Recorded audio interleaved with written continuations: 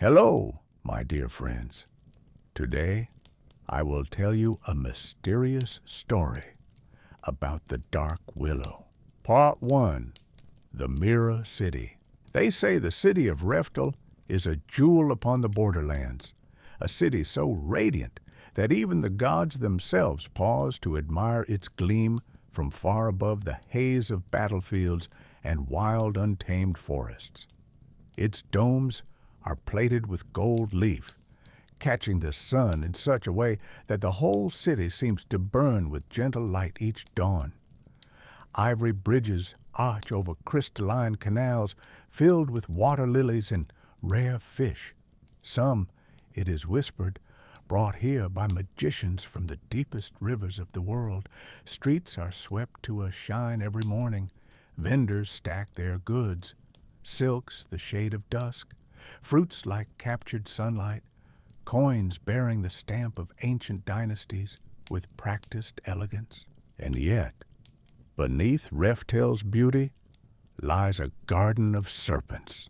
It is here, in a palace braided from marble and rose gold glass, behind doors so heavy they hush the world outside, that Mareska Sunbris was born. Her earliest memories were not of lullabies or maternal warmth, but of the chill that pervaded the air whenever her father entered the room. A chill perfectly at odds with the city's gentle sunlight. 1. The Sunbris Estate. The Sunbris Estate sits atop one of Refell's 7 hills, surrounded by terraced gardens where peacocks wander idly through tangles of jasmine and bluebells. Inside, the corridors are vast and echoing, lined with tapestries depicting victories, battles won by coin and cunning rather than sword. The air smells faintly of lavender oil and old paper. Every window is latticed with shining gold threads. Mareska remembers wandering those halls as a child, her footsteps muffled by carpets thicker than her wrist. She remembers running her fingers over cold banisters and gazing up at portraits of merchant kings, her ancestors, whose eyes gleamed with secrets and silent warnings.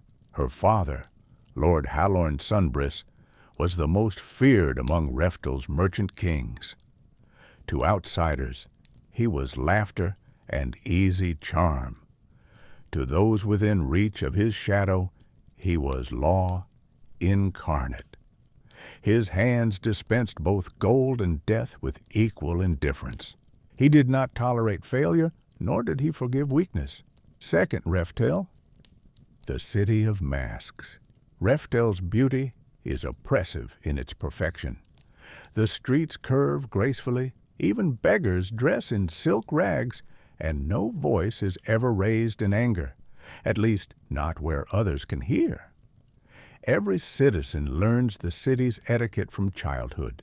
Smile at neighbors, bow low to the merchant kings, never show fear or sorrow in public. Beneath this surface lies a web of intrigue so dense that it has choked many an unwary soul. Everyone here has secrets, sometimes entire second lives, hidden behind false smiles. Daggers are rarely drawn on these streets. Instead, poison seeps into wine cups at masquerades, and alliances crumble with a whispered word. It is common knowledge, though never spoken aloud, that the merchant kings are tyrants whose rule is enforced by terror as much as tradition. Each king keeps his own cadre of assassins, spies, and blackmailers, yet the city thrives on such danger. It is Refell's lifeblood.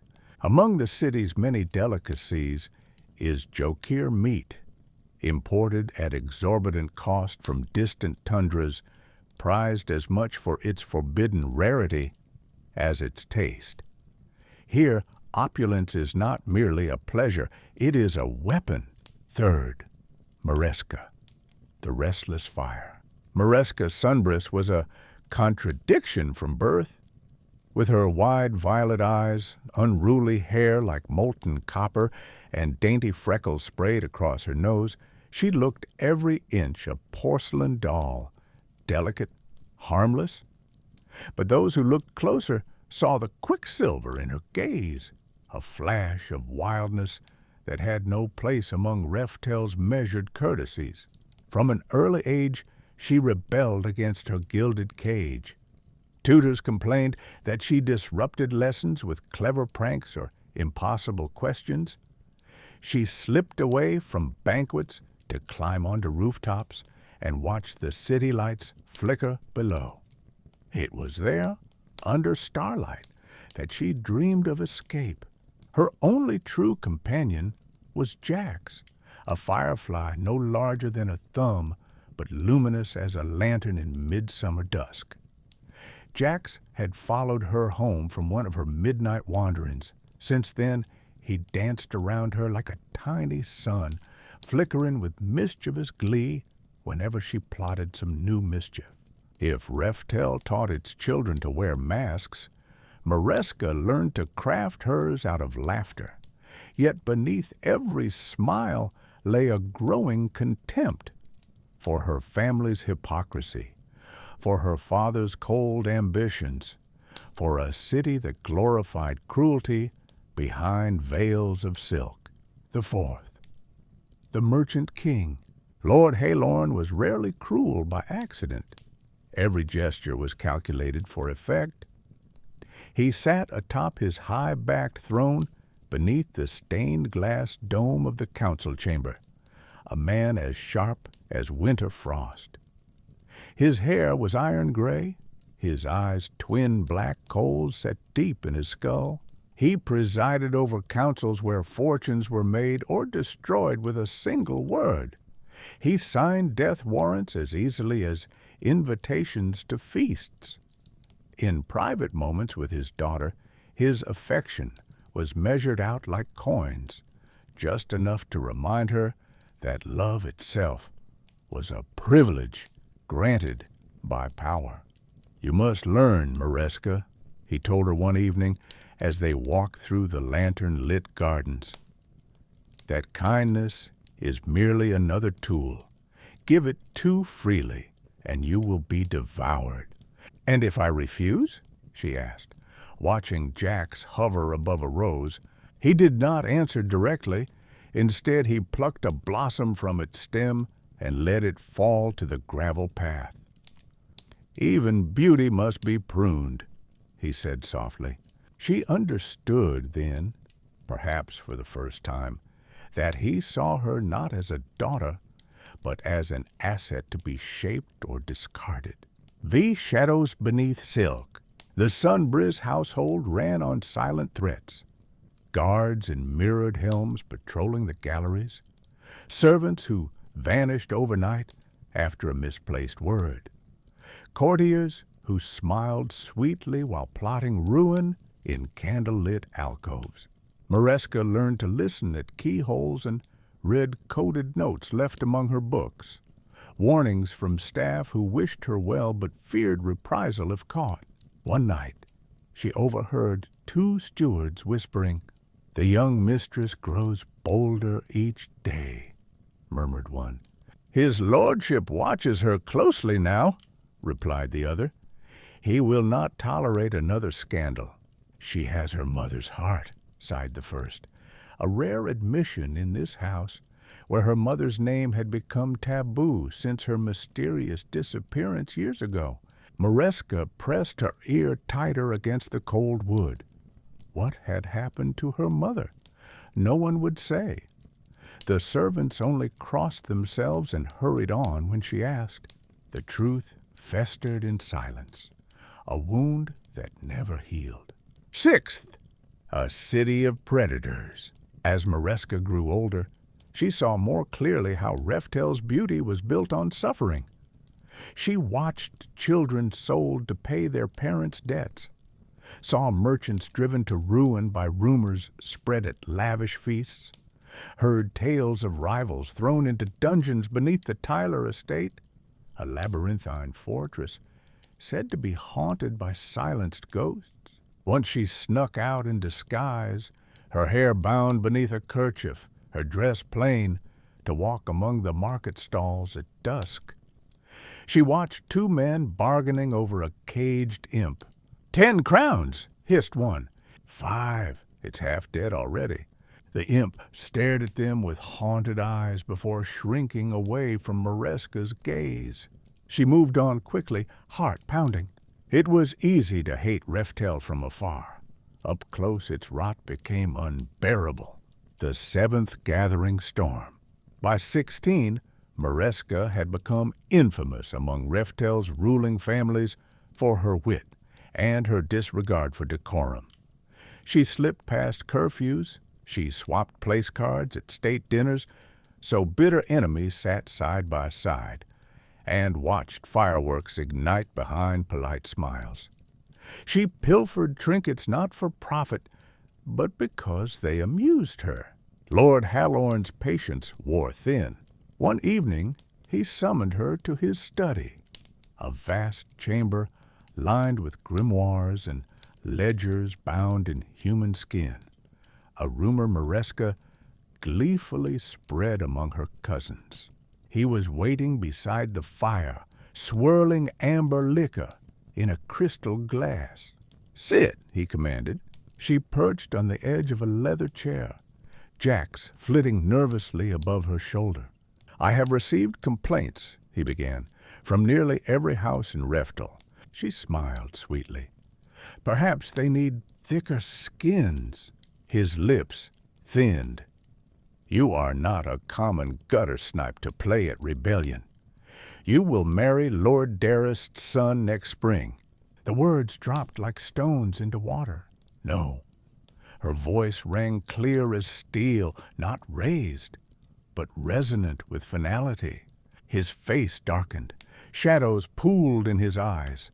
"You will do as you are told," he said quietly, "or you will learn what it is to be friendless in this world." For once, Mareska did not reply with cleverness or insolence. She simply stood and left, her hands shaking behind clenched fists. That night, she wept for anger more than sorrow, not for herself, but for all those who could not escape such cages. 8th Firefly Council. Jax glimmered softly atop her pillow as she tossed restlessly through sleepless hours.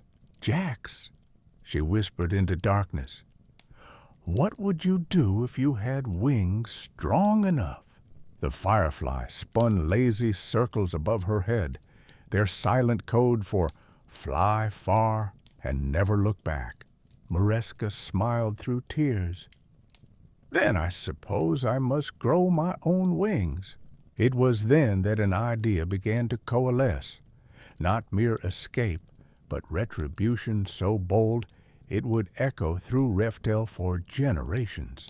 "If I am to leave this place behind," she murmured to Jax, "let them remember me as more than just another pawn in their game." Her mind raced through secret passages she'd mapped over years. Vaults where family treasures were hoarded. Stables where swift horses waited restless through moonless nights. A plan took shape, not just flight, but fire. She would burn away every chain before she slipped into freedom's arms. 9. The spark ignites. The following days passed in a blur of rehearsed smiles and clandestine preparations. Mareska pilfered keys from sleeping guards, snuck spells from her father's forbidden libraries. She had always shown talent for magic, especially illusions and fire, whispered passwords to loyal staff who owed their lives to her quiet acts of mercy over the years. She practiced small acts of sabotage, locks jammed shut or opened at will, precious vases shattered where none could see, bells silenced with threads of shadow fire, the unique brand of magic woven from both light and darkness at once, a talent rare even among Refell's sorceress elite. But magic here came at a price, each spell stitched into reality, left a whispering scar upon her soul, a reminder that power was never without cost. On the eve of her planned flight, she gazed out over Refell from her balcony. The city glittered below like a nest of gems, nestled in velvet night. Soon, she promised herself and Jax, we will see what lies beyond these walls. She watched shadows gather along rooftops, her father's spies perhaps. But she felt no fear now, only anticipation blazing like wildfire within her chest. 10th, of magic and masks. In Refell, magic was currency among nobility, a means to dazzle rivals at feasts or destroy enemies unseen. Most dabbled in minor enchantments, glamour spells to brighten eyes or still wrinkles, charms to chill wine or send pleasant dreams into sleep-starved minds. But Mareska was different. From childhood, she had felt magic thrumming beneath her skin like an extra heartbeat, a current waiting for release. Her favorite trick was shadow step, weaving strands of darkness around herself until she faded into near invisibility, perfect for slipping past guards or playing pranks on unsuspecting guests. But fire called to her most strongly, flickering flames leaping from fingertips, candles igniting at a thought, torches bending their light toward her command. She had read enough forbidden texts to know such power marked her as dangerous and valuable. In Refell's unspoken wars, Jax was more than companion. He was familiar and anchor both. When spells threatened to unravel her mind or burn out of control, his gentle light steadied her focus. Together, they practiced late into night, dancing flames across mirror-polished floors until dawn gilded the sky outside shuttered windows. 11th, the first embers. 1 week before midsummer, the day chosen for her escape, a masked ball swept through Sunbrisk Manor. Lords and ladies, dripping jewels mingled beneath chandeliers heavy with crystal. Hired musicians filled halls with honeyed music, while servants poured rivers of wine spiced with rare herbs from distant realms. Mareska drifted among them in a gown spun from silver thread, her mask painted with laughing foxes. But inside she counted steps until midnight, when watch would be lowest and all eyes glazed with drink. In hidden alcoves, she exchanged coded glances with loyal confidants. Old cook Marla slipped her a velvet pouch heavy with stolen keys. Stable boy Joran nodded once before vanishing into shadows. Horses would be saddled and waiting by moonrise. Her father presided over festivities with icy grace, never letting his gaze stray far from his recalcitrant daughter. When midnight bells rang out across Refell, a sound smoother than any blade, Mareska vanished into darkness, not running, but gliding on slippered feet through secret doors known only to ghosts and rebels.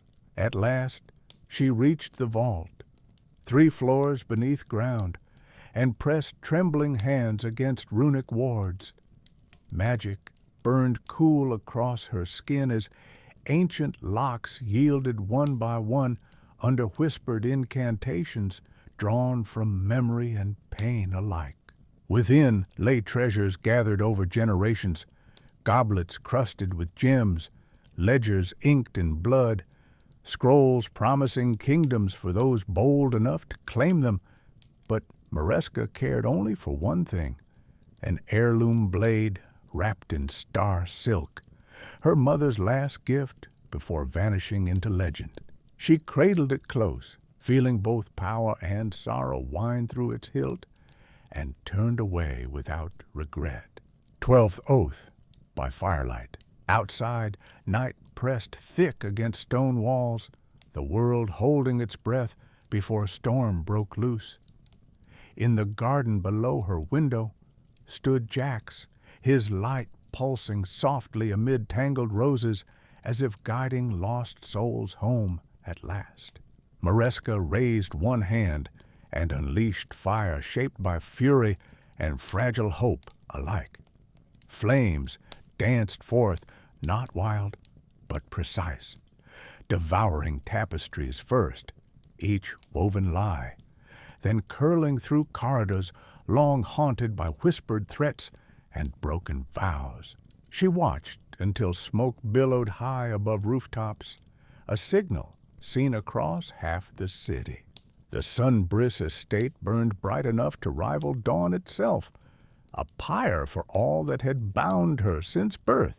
As flames licked higher, Maresca mounted swift horseback alongside Jax, now grown brighter than ever before, vanished down winding paths leading far beyond city gates, and never looked back except once, to see Refell blazing behind her, a mirror cracked at last by hands once thought too small to matter.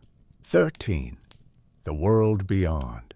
Beyond Refell lay wilderness unknown, roads twisting through shadowed forests where ancient spirits murmured secrets beneath moss-draped boughs, rivers running wild past ruins older than memory itself, villages where names changed with every sunrise, lest true ones draw unwanted fate upon their bearers' heads. Freedom tasted sharp as winter apples, and twice as sweet after years spent swallowing bitterness disguised as honeyed wine. Yet Maresca knew well enough that escape marked not ending, but beginning. Soon hounds would be set upon her trail, her father's vengeance uncoiling through city streets like poisoned smoke. And somewhere ahead waited perils more cunning than any courtly intrigue yet faced within Refell's perfumed halls. But tonight belonged only to stars and to fireflies dancing above newly won freedom. Let them remember my name, Maresca thought, as dawn crept soft across horizon. Let them remember what it means when one caged bird finds its wings and sets all else alight. Part 2. The shadows of Refell. The night wind carried the scent of jasmine and distant smoke as Maresca stood upon the balustrade of her chamber, eyes fixed on the city's labyrinthine sprawl. Below, Refell shimmered with the false gold of lanterns and laughter, yet shadows pressed thick in every alleyway. Even now, midnight feasts echoed from the great plaza, a hollow music, masking secrets no tapestry could ever quite conceal. It was here, in the deep hours when revelers slept, and even the city's cats slunk warily along the gutters, that Maresca truly saw Refell for what it was, a place where beauty and rot drank from the same well. She did not come to this revelation all at once. Rather, it seeped into her like seep water through stone, gathering with every overheard bargain, every scream smothered under silk pillows, every morning spent watching her father's pale hands sort ledgers inked in currencies no honest soul would touch. Reflections in a gilded cage. Her father, Lord Halorn, remained a fixture as immovable as the marble columns that lined their halls. In public he was laughter and largesse. He tossed coins to orphans during festivals, his voice warm as honeyed wine. Privately, however, he wielded cruelty with surgical precision. Once, Maresca watched him order the expulsion of a servant's family for a misplaced goblet. She later learned the cup was never lost at all, but given as a bribe to a rival house. Small betrayals bred greater ones. Such was the way of Refell. Maresca's own rebellion began imperceptibly. She turned away from balls and lessons in etiquette preferring the company of Jax, the odd little firefly who glowed with blue-green light and seemed to flicker in time with her mood. Jax had appeared years ago during a summer thunderstorm. She'd thought him a trick of light, but he never left her side, and soon she came to suspect he was no ordinary insect. At first, Jax was simply a silent witness, a comfort against loneliness. But lately, as Mareska wandered deeper into the estate's forgotten corridors, she felt his presence like the spark of an idea waiting to ignite. Second, the cost of splendor. One morning, as dawn peeled back another flawless day, Mareska slipped unseen from her chambers and wandered to the servants' quarters. There she found fragments of conversation, hushed voices speaking of bread gone missing, children pressed into labor, and debts that could never be repaid. Eavesdropping from behind a hanging tapestry, a faded work depicting her grandfather's coronation, she heard an old woman mutter to another, "The sun-brisk gold's bright enough to blind, but it's paid for with blood." That evening, Mareska found herself at the edge of the city's silk market. Perfumed air mingled with the stench of the slums beyond. Beggars and thieves moved like shadows at the corners of her vision. She watched as merchants counted coin behind layers of guards and enchantments, their wares gleaming under protective glyphs, some crafted by enchanters in distant lands. She recognized the sigil of Aghanim among them. A girl not much younger than Mareska herself tried to snatch an apple from a vendor's stall. The merchant caught her by the wrist and summoned 2 watchmen with blades marked by House Sunbris, the same twisted serpent motif that adorned Mareska's own slippers. She felt bile rise in her throat as they dragged the girl away. When she returned home that night, Mareska lay awake, listening to the distant clicks of the estate's clockwork defenses and the faint snoring of her father across the hall. For the first time in her life, she did not feel safe behind these walls. Third, whispers and shadows. Days passed. With mounting unease, Mareska collected secrets as others collected pearls, small observations that told of rot beneath gilding, the way cooks flinched when they heard footsteps, how merchants in council chambers avoided mentioning certain topics when Lord Halorn entered, stories of disappearances blamed on the wilds, when everyone knew those wilds began exactly where her father's patience ended. One evening, driven by curiosity and dread, Mareska followed her father down into a seldom-used wine cellar beneath the estate. She crept behind pillars cloaked in spiderwebs thick as lace. Here she witnessed her father meeting with masked strangers, thin-lipped men whose accents spoke of far-off lands. She caught the undertone of a silt-breaker dialect, and women whose robes were stitched with runes she could not read. They spoke in low voices of shipments delayed by sabotage near the Iron Fog lumberyards and of silencing dissent within Reftel's guilds. A single phrase chilled her. If they question the tribute again, remind them what happened to House Vexora. Lord Halorn's laugh was soft, but deadly. She slipped away before she was seen, her heart hammering so loud she feared it might echo through stone. That night, Jax hovered close by her ear, his tiny body pulsing in time with her racing fear. The firefly's warning. Jax was no ordinary companion. Over time, Mareska realized he responded not just to light, but to emotion. When she felt anger or despair, his color deepened. When hope flickered within her, even dimly, he shone brighter than any lamp.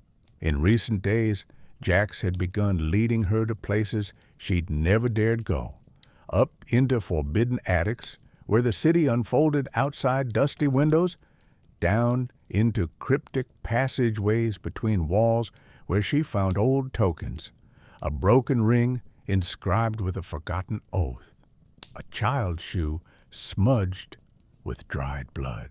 One night, as she sat on the roof garden beneath drifting stars, Jax darted toward a cluster of roses and hovered there insistently. When she knelt to look closer, Mareska found a hidden compartment, a gap in old brickwork just large enough for a hand. Inside was a letter sealed in blue wax. The script was unfamiliar, yet unmistakably elegant to those who see through mirrors. If you would be free, trust neither blood nor gold. There was no signature. Mareska crumpled the parchment in shaking hands. That message, left by some past rebel or conspirator, felt carved for her alone. V.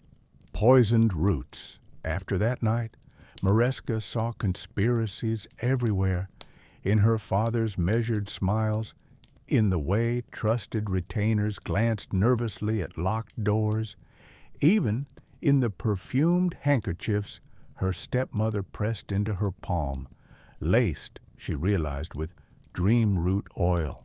She began slipping into the lower districts after dark, shrouded in commoner's cloak. There she saw firsthand what her family's power had wrought. Children forced into debt bondage at jewelers' benches, shopkeepers paying half their earnings for protection, an old man weeping beside a burned-out home after refusing to sell silverwork at Lord Halorn's price. Word spread quickly through these back alleys. A pale girl with golden hair wandering alone at night was bound to attract trouble. But whenever danger drew near, a cut-purse with knife drawn, a drunken guard with leering gaze, Jax would flare bright as sunfire. The sight unsettled even hardened criminals who muttered about ghost spirits and gave Mareska wide berth. In these nocturnal journeys, she found strange allies, an aged bookseller who traded stories for news from above, a healer who brewed potions for those who could not pay in coin, street urchins who knew every bolt hole and hidden stair between market and canal. With each encounter, Mareska realized how much she did not know, and how little she belonged to this world her father ruled by fear. Sixth, a daughter's decision. The turning point came on an evening thick with storm clouds. Mareska returned home early from another stolen ramble through Reftel's veins. The estate glowed with candlelight. Her father had summoned guests for an impromptu gathering. She slipped down a corridor near the kitchens where voices overlapped like tangled threads. Her mind is too wild. She'll bring ruin if unchecked. Oh, the bloodline must remain pure. She pressed herself flat against cool marble as her stepmother's voice hissed, "If only we'd sent her to Tyler Estate for discipline." Tyler Estate! The very name conjured visions of spell breakers and silent wards, a place where wayward heirs were broken or vanished outright. Something inside Mareska snapped then, not from fear alone, but from fury at their casual talk of disposing her like another unwanted trinket. She spent that night drafting plans by candlelight. The first sketches were clumsy, arrows pointing at gates and schedules for changing guards, but soon took shape into something sharper, a map of every secret door and shadowed corridor, a list of trusted servants, so few, and suspected traitors, far too many, an inventory of valuables worth more than their weight in gold, especially one particular blade hidden deep within the vaults below. All through this labor, Jax hovered watchful above her shoulder, shedding light on details others might have missed. Seventh plans, forged in midnight. Once resolved upon escape, Mareska moved with new purpose.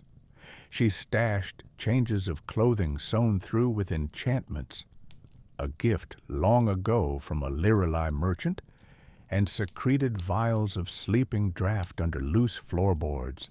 Most precious was a single page torn from an ancient tome, an incantation for disrupting minor wards, copied once from her mother's own hand, meant to slip through magical defenses without leaving trace or alarm. She practiced the words late at night until her tongue curled around them like silk ribbon. The smallest taste of power, sharp enough to cut chains if used well. For days she studied patterns. Which guards were loyal by fear alone? Which servants might pretend blindness if bribed with coin or kindness? Which hour brought deepest sleep to those tasked with watching doors no supposed sunbris should ever approach? Jax seemed to sense what was coming. His glow turned cautious, a warning ember rather than celebration, but he never abandoned her side. Eighth, masks. Beneath, masks. The city itself seemed to shift in response to Mareska's resolve. She noticed more patrols near the estate gates. Word reached her via coded notes that Lord Halorn had commissioned bounty hunters from distant lands. A man called Gondar among them, famed for tracking fugitives across deserts and swamps alike. His legend whispered even among Reftel's children. The knowledge chilled Mareska, but also steeled her heart. If even now her father feared escape so much as to summon such monsters, what did that say about his own weaknesses? One evening, during supper, a meal staged more for appearances than appetite, Lord Halorn watched his daughter across a table set with candied fruit and gilt chargers. "You seem restless," he said lightly. "I've been reading more," Mareska answered. "Books can be dangerous things." His tone hinted at warning beneath jest. "So can lies," she replied softly enough only Jax, hovering near her wrist like an errant thought, could hear. Across from them sat her stepmother, lips pursed tight as if tasting bitterness. "I expect you at council tomorrow," Lord Halorn continued, voice measured. "There is much you must learn about stewardship." Mareska forced herself to nod, even as plans churned behind calm eyes. "Yes, father, I will attend." But inside, she swore it would be for the last time. Ninth, the weight of memory. That night, rain lashed diamond hard against glass panes as Mareska withdrew into her mother's former rooms, a place long kept locked by decree but secretly visited many times before. Here lingered faded perfumes and old journals filled with sketches, maps drawn from memory, names written and then scratched out in hurried strokes, lullabies composed in languages now lost to Reftel tongues. Her mother had vanished when Mareska was scarcely more than a child, leaving behind only rumors and one star silver blade wrapped in velvet deep beneath the vaults below. Some said she fled into exile. Others that sunbris blood demanded sacrifice for every generation's ambitions. Whatever truth remained was buried deep. But tonight, Mareska felt closer than ever to it. She pressed fingers to dust-dulled mirrors and whispered oaths older than any dynasty. "I will not become another ghost trapped in someone else's house." Jax hovered over her shoulder like hope itself. "Soon," she murmured into darkness, "we leave, and I set this place ablaze if I must." 10th, setting the trap. The hours before dawn bled slowly through cracks in ancient walls. From her window, Mareska watched guards patrol garden paths where peacocks slept undisturbed, listened as bells tolled midnight across distant squares, the sound thin and sharp as daggers slicing dreams apart. She donned traveler's garb, black linen threaded with charms against detection, boots soft enough not to echo on marble floors. Around one wrist she tied a woven bracelet. Jax darted approvingly around it. A talisman said, to shield against curses whispered through Reftel's fog-heavy air. Maps folded into sash. Incantation committed to memory. Vial of sleeping draught ready, should confrontation prove unavoidable. All that remained was timing, and courage enough not to look back. But vengeance gnawed as keenly as fear. Mareska could not accept mere escape, not after all she had seen inflicted on others under Sunbris banners. So she left behind a final gift, orders left among trusted hands, messages sown among discontent servants, hints dropped by moonlit window where rival families might overhear. If fortune favored boldness, as Jax's glow seemed now almost to urge, it would be more than one cage left empty when dawn broke over Reftel. 11th, a heart set free. As she crept through passageways lined with ancestral eyes, some judgmental, some pleading, Mareska felt weight lift from her shoulders bit by bit. Each silent footstep was a promise that no chain forged by gold or guilt would hold forever.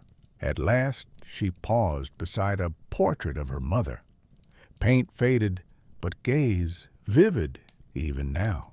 "I wish you could see me," she whispered. Jax hovered closer than ever, his light reflecting briefly in painted eyes.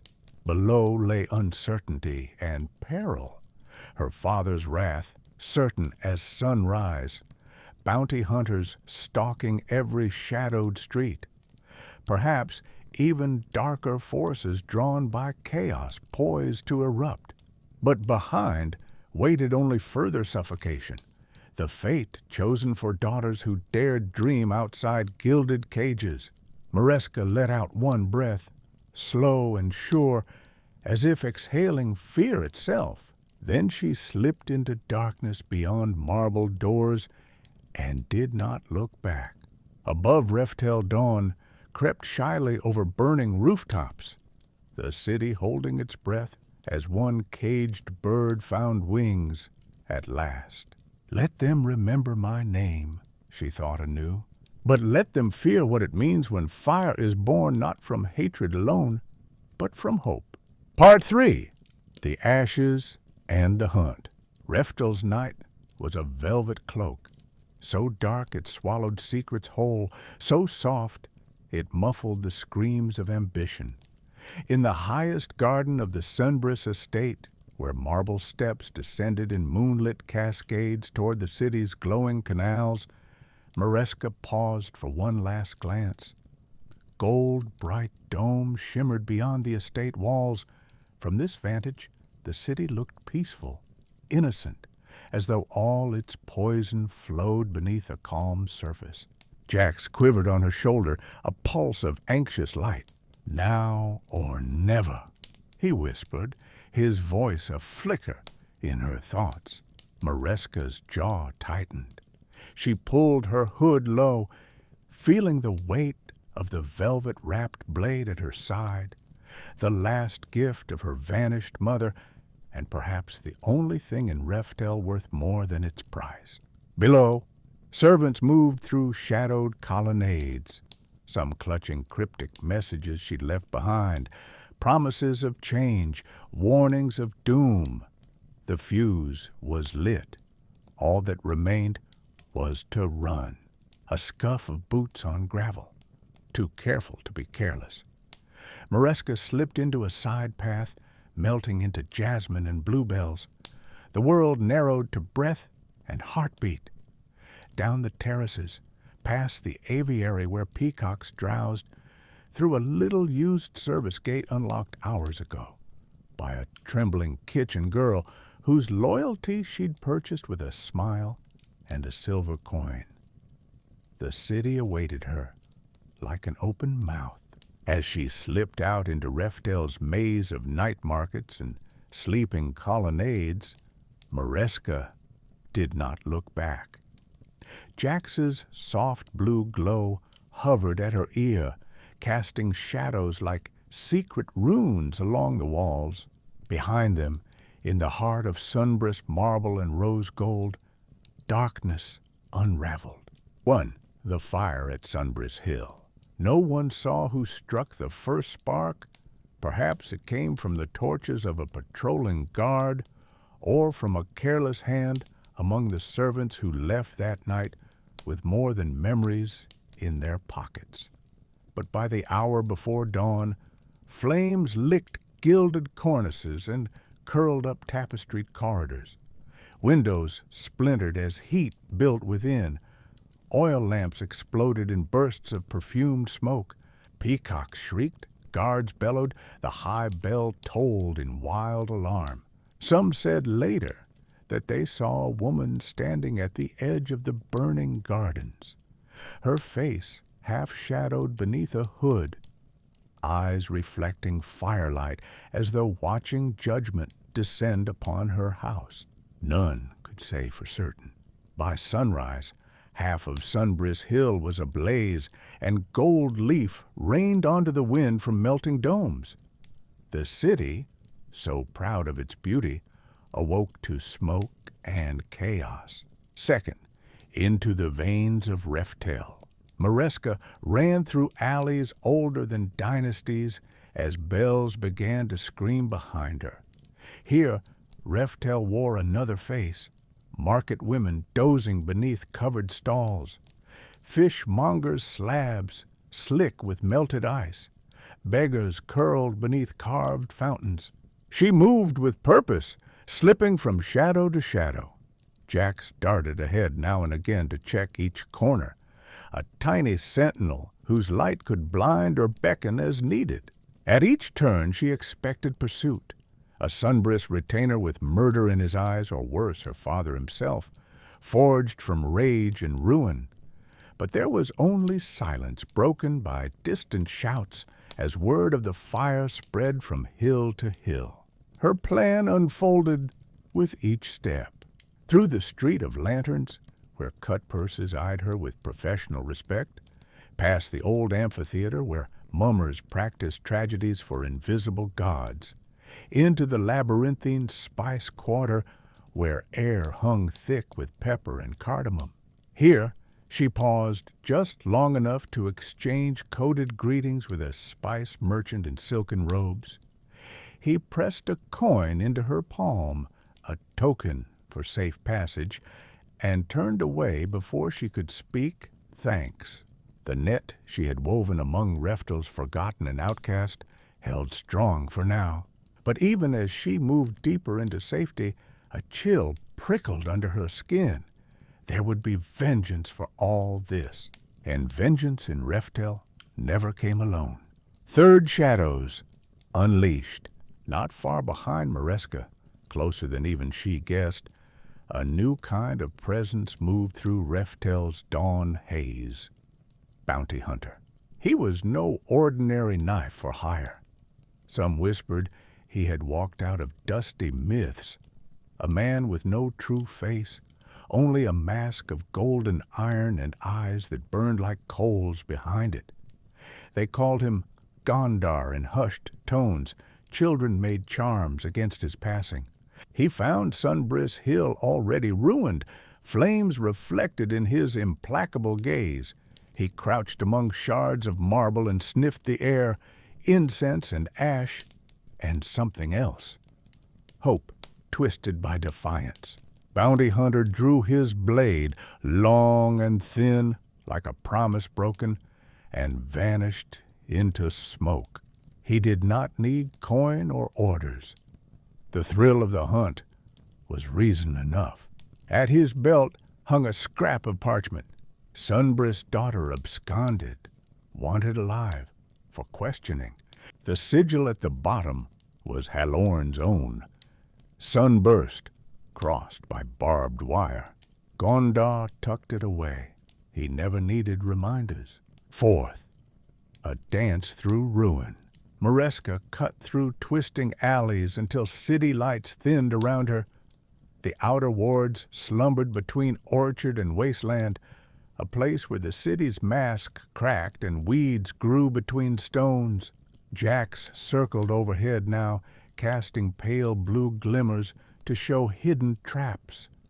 Oil-slick puddles where footpads waited, crumbling walls crowned with broken glass, an abandoned shrine littered with copper offerings to some forgotten spirit. She paused beside a dry canal, its water drained for repairs, its bottom littered with secrets cast away by those who could afford to forget. Jack settled on her shoulder again. His voice was low, anxious. "They chase you, I know," Mareska murmured. She let herself breathe for a moment, caught between relief and fear that threatened to seize her legs. Her hands trembled from more than fatigue. "Do you regret it?" Jax asked softly. Mareska shook her head. "I regret waiting this long." Hoofbeats sounded somewhere behind, too steady for a merchant's runner, too close for comfort. She ducked beneath an archway just as two figures hurried past. Mercenary muscle in ill-fitting armor, blades bared for show more than battle. Not bounty hunter yet, not Gondar, but his kind, eager to impress whichever lord paid most that morning. "Word travels fast," Mareska muttered bitterly. She doubled back along a street lined with shuttered windows and empty bird cages. At a crossroads, she found an old woman sweeping dust into piles with a broom twice her height. The woman glanced up, eyes sharp as razors despite her age. "Running from fire or running to it?" she rasped. Mareska hesitated, a flicker of that old Sunbrist pride wanting to answer with scorn. But fear tempered arrogance now. Humility made her wise. "Running for my life," she said simply, "and maybe for something better." The crone snorted. "No one leaves Refell unchanged." She pointed with her broom toward the city gates, then tapped twice on the stones beneath their feet. Some cracks run deeper than gold. Mareska bowed her head gratefully and slipped onward before more questions could be asked. The first snare. The city gates loomed, a promise and a threat all at once. Even now guards patrolled in doubled numbers, Sunbrist banners draped in mourning cloth, halberds flashing red in torchlight. But Mareska knew every trick these men had learned, from bribery to blackmail, from hidden passages to blind spots in patrols mapped since childhood escapades gone wrong. More than once, she'd considered escape routes through these very stones while pretending docility at court banquets. A diversion was needed, and here Jax proved his worth beyond all words. He flashed out over torchlit walls, flitting through guard vision like a strange will-o'-the-wisp. One guard yelped as blue sparks danced before his eyes. Another stumbled backward into a stack of barrels that toppled with deafening clatter. In that confusion, Mareska slipped through a postern door left ajar by some careless captain, vanishing into darkness beyond the city's embrace as horns began to blow behind her. She did not stop running until dawn pinked the eastern sky and wild grass brushed her boots outside Reftel's last boundary wall. Sixth embers in the wind. They made for the hills north of Reftel, where olive groves ran down to rocky creeks and wind smelled of wild thyme rather than incense or burning silk. Mareska allowed herself to slow only when sure no pursuit followed close behind. Beneath an ancient olive tree she finally collapsed to one knee. Sweat stung her eyes and laughter escaped unbidden. Not joy, but ragged relief tinged with disbelief at freedom's rawness. Jax hovered uncertainly above her head, a wisp against broadening daylight. "We're alive," he said. "For now," Mareska agreed grimly. She unwrapped her mother's blade at last. Star-silver, gleaming cold despite sun-warmed air, and pressed it to her lips in silent promise. This is not over. For across dust-choked lowlands below, Refell shuddered with awakening fury, not least from Halorn Sunbris himself as he stared at ruin from his marble balcony and swore vengeance on all who had betrayed him that night, especially his daughter. 7. The Merchant Kings convene. Far above, in another palace untouched by flame but choked with fear, Reftel's merchant kings gathered round an obsidian table inlaid with coins older than empires. They spoke not of loss or grief, but profit and risk.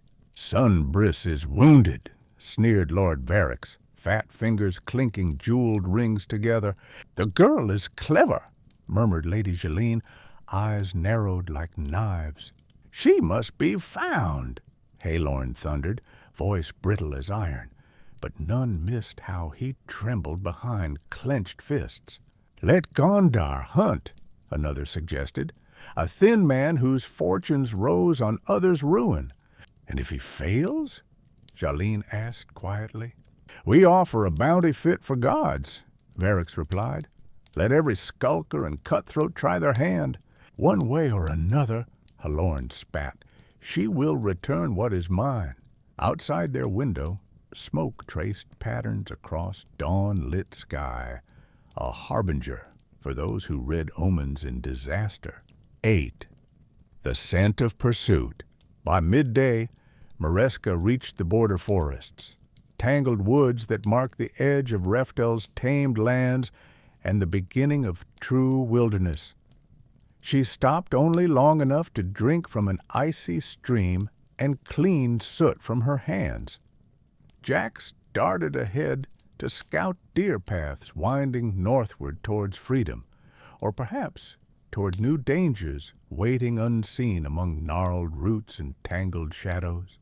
But Mareska was not alone for long. Gondar followed at a distance, suited to his craft. Not so close that nerves would warn her, not so far he'd lose scent or track. His gait never faltered, his nose twitching at spice linger left on stolen coin or faint perfume Mareska could never quite scrub away no matter how hard she tried. He had seen cities burn before, and always there was one survivor running ahead of flames, carrying secrets too dangerous for any king or god to hold unchecked. This time was no different. He smiled beneath his mask, wolfish and patient, and pressed onward without hurry. A hunt worth savoring rarely ended quickly. The mask beneath her skin. Night fell again by the time Mareska reached an abandoned watchtower at forest's edge. A ruin picked clean by time, but still sturdy enough to hide within for half a night's rest. Here she wrapped herself in ragged cloak pulled from her pack and let exhaustion claim her at last. Jax kept silent sentinel outside narrow arrow slits as fog crept up through grassland hollows below. She dreamed uneasy dreams of banquet halls filled with smoke instead of music, of her mother's voice whispering warnings lost on wind, of bounty hunter eyes gleaming gold through darkness, always watching, always closer than she dared guess. When she woke before dawn, not fully rested, but sharp with terror, she found Jax hovering inches from her cheek. "He comes," he murmured. "How close?" Close enough. A pause.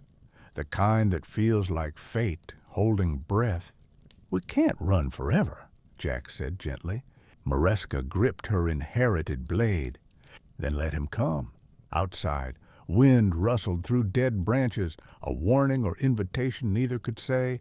But for the first time since fire consumed Sunbris marble halls, Mareska felt ready not only to flee, but to fight back, even if it meant embracing shadows as surely as any hunter who followed them through night-bound wilds. Then across broken roads, before sunrise they set out again, north by west along ancient roads marked only by memory. Here merchants once carted silks and gems between empires now gone to dust. Here ghosts whispered beneath cracked milestones worn smooth by centuries of forgotten footsteps. Sometimes they passed lonely huts where peasants eyed them warily, but kept doors barred against travelers, for word had spread already. A thief among nobles, fire at Sunbris Hill, bounty richer than dreams for any who dared try their luck against fate itself. Once they saw riders silhouetted against distant ridge, the glint of spearheads bright against morning mist, but Mareska melted off-road into brambles before they could sight her clearly. Jack's flickered between leaves, a spark against gathering gloom. "They will not catch us," he promised softly. And though fear gnawed at Mareska's resolve, she believed him, for now.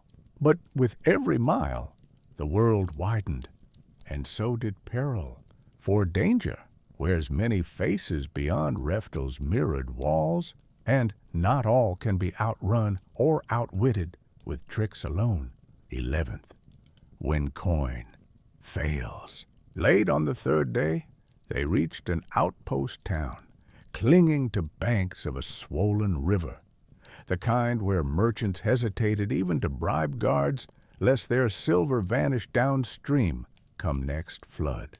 Mareska ducked into a tavern dimly lit by guttering candles. Jax hid himself inside a cloak fold, his light reduced to faintest shimmer against embroidered lining. She ordered bread and broth, paid twice over for silence from barkeep, whose smile never reached his wary eyes. Wordless deals took place here, glances traded for gossip. Silence weighed against memory's coin. She listened. Rumors flowed like spilled wine. She burned her father out for spite, hired killers on every road north. Some say she carries relics old as death itself. A cloaked figure at corner table watched without blinking, hands too still for any honest laborer. Mareska sipped broth as if bored. Jax buzzed warning near her wrist. He knows, and indeed, something in air shifted, a presence colder than river mist, a shadow within shadows. But not Gondar, not yet. Another seeker, drawn by bounty, or perhaps by something stranger still. For when Mareska met his gaze, she saw nothing reflected back but hunger shaped like memory itself, and understood that running would only postpone reckoning, not avoid it altogether. 12th, the promise of ash. That night, as Reftel smoldered far behind them, and wild land stretched onward without end, Mareska wrapped herself tighter in faded cloak, and set blade across her knees, not just as shield, but as declaration. "I am not your prey," she whispered into darkness, "and I will not die nameless." Jax shimmered beside her, his light steady amid wind-tossed ash. "We are more than what we flee." In distant boughs, an owl hooted thrice. Warning or welcome, neither cared to guess, for the path ahead wound onward, through danger and promise both, and behind them fire still danced atop Sunbris Hill, marking not an end, but a beginning, written in embers.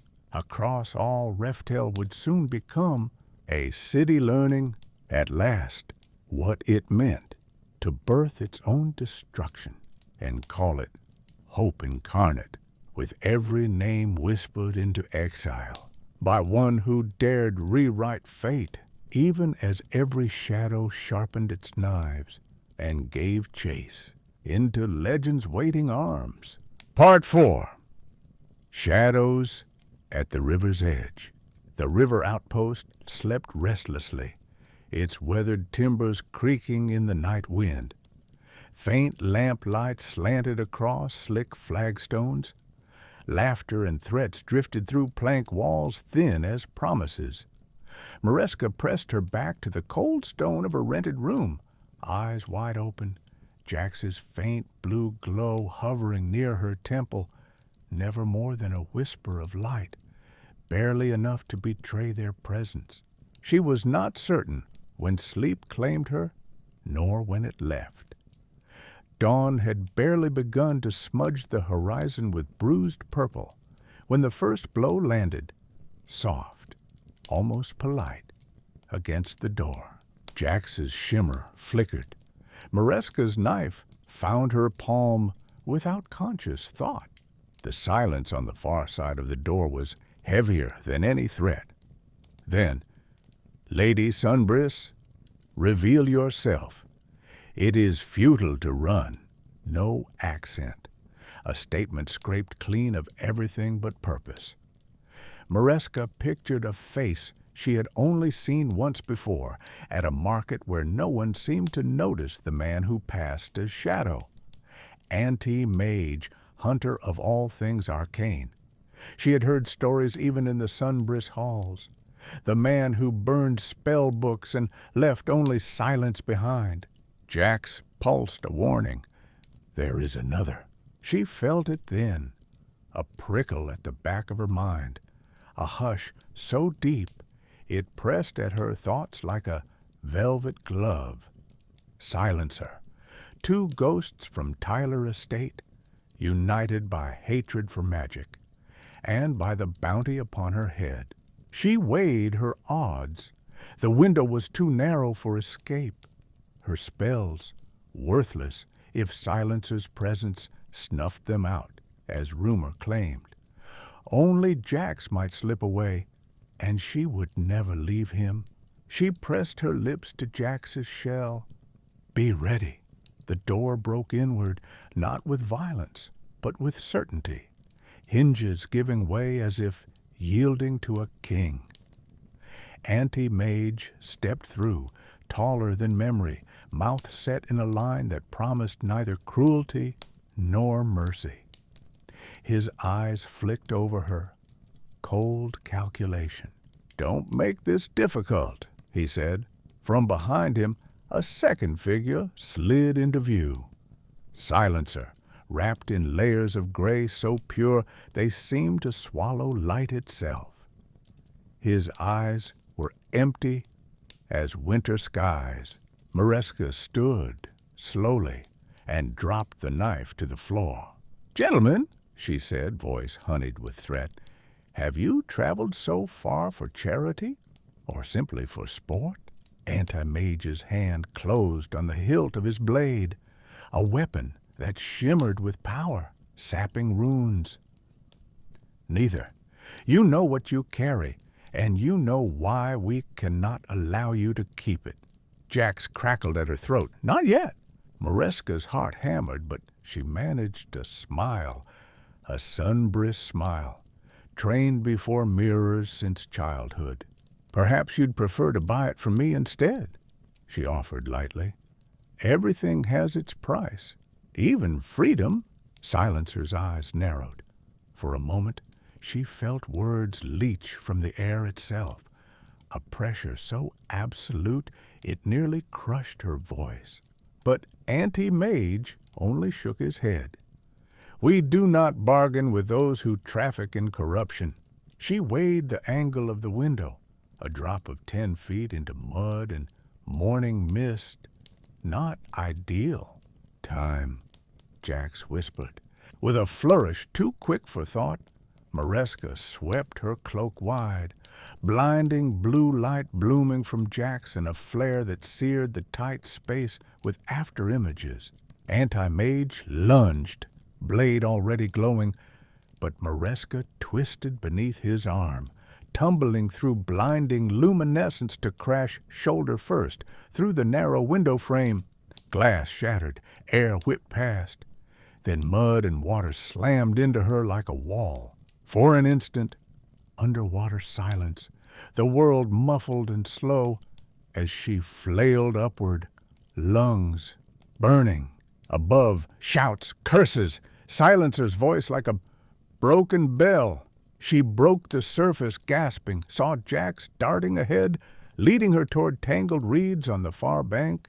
They ran for hours, through marsh and bramble, skin torn by thorns and hope alike, until the outpost was nothing but a memory of smoke on the horizon. Jax hovered close, his glow muted now. That was foolish. "We're alive!" Mareska panted, blood trickling from her temple. And that's more than they expected. She collapsed against a tree trunk, hand pressed to her brow. "I can't use magic. Not when he's close." Jax's light flickered anxiously. "You outwitted them once. They will not be so easily fooled again." Mareska stared into the woods, jaw clenched. "Then I must become someone they cannot predict." The art of disguise. Refell had taught her many things. How to lie with a smile, how to vanish with nothing more than a change of jewelry or posture, how to become what others expected, till it was safe to be herself again. She found a downriver village days later, a place so poor it boasted only one tavern and no law except that of necessity. In exchange for an amber necklace, plucked from sunburst vaults before the fire, she bought new clothes, rough canvas tunic and patched leggings. She let grime cake beneath her nails and wove filth into her hair, until she looked nothing like the girl whose portrait had once hung above marble stairs. Jax nested in her sleeve, silent except for rare flashes of reassurance. It worked for a time. She learned to pass as a waif or washerwoman, carrying buckets with stooped shoulders, speaking little and always listening more than she spoke. Rumors still drifted downriver, bounty hunters in black cloaks, men who asked too many questions about girls with golden hair and clever hands. Sometimes she glimpsed them at market stalls or behind rain-wet glass, never close enough for comfort. Once she caught sight of bounty hunter himself, Gondar, yellow eyes gleaming beneath battered cowl, sniffing at the air as if he could scent guilt on the wind. He did not see her, but she saw him, and resolved never to linger in one place twice. The trap tightens. One evening, as dusk bled into sullen violet, Mareska found herself cornered in a stable behind the tavern, trapped between barrels of musty oats and a wall flecked with old blood. "I know it's you," a voice, almost gentle, from above. She looked up to see Silencer perched on the hayloft ladder, every word he uttered shrinking sound itself into a thin echo. He raised one hand. Silence fell like snowfall, her tongue numb, thoughts colder than frost. She tried to scream. Nothing emerged but panic. He descended, step by measured step. "You are not special," he intoned. "You are only dangerous because you believe yourself so. Relinquish what you stole, and you may yet die quietly." Her fingers scrabbled for purchase. Instinct screamed flight, even as limbs locked tight with dread. In that moment, when even memory seemed stifled, a spark of blue light burst at her ear. Jax dove at Silencer's face. A tiny torch flashed brighter than day. The spell broke. Sound rushed back in, her own gasp loud as thunder. She hurled herself sideways, knife flashing up, catching Silencer's sleeve just enough to tear cloth and draw blood. He cursed, not in pain, but in outrage, voice amplified by power now returned. She fled into the street, drawing attention from drinkers and thieves alike, a wild-eyed girl pursued by something worse than lawmen. She lost herself among them, vanishing first into crowd, then into shadows beneath splintered awnings where even bounty hunters hesitated to tread. The game of shadows, days blurred together, running, hiding, stealing bread and hope wherever she could find them. Sometimes she doubled back on her own tracks purely to confuse those who followed. Sometimes she left false trails. Whispers about a girl with hair black as pitch or eyes green as pond water. Anti-Mage nearly caught her at dawn by an abandoned bridge, his presence draining warmth from air until frost rimed every stone she touched. Only quick thinking and quicker feet let her escape into mist, before his hands closed around empty space where she had crouched moments before.